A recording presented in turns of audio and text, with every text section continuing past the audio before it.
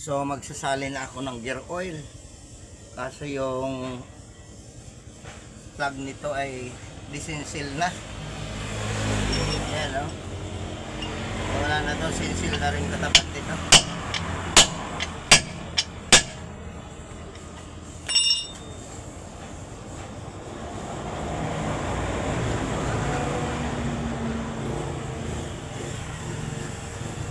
Ang gagamitin ko ditong oil ay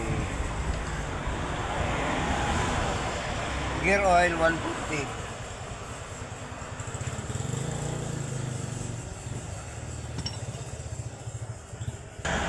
So ang style ko dito pagsali ng gear oil ay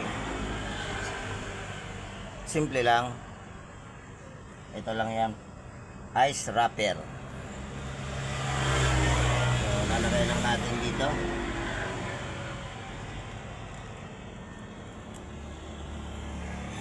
Kalahati lang natin punuin yung plastic.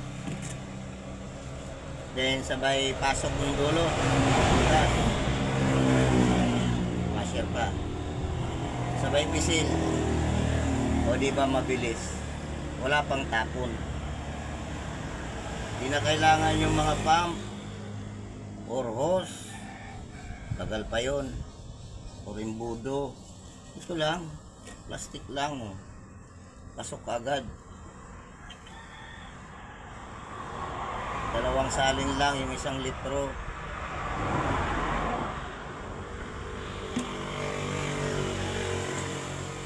Ganyan lang kabilis magsalin ng gear oil. Wala na mga tichiburitsi pa.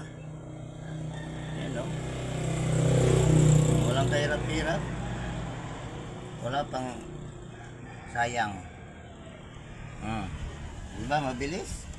O hanggang sa maubos natin tong 6 na litro.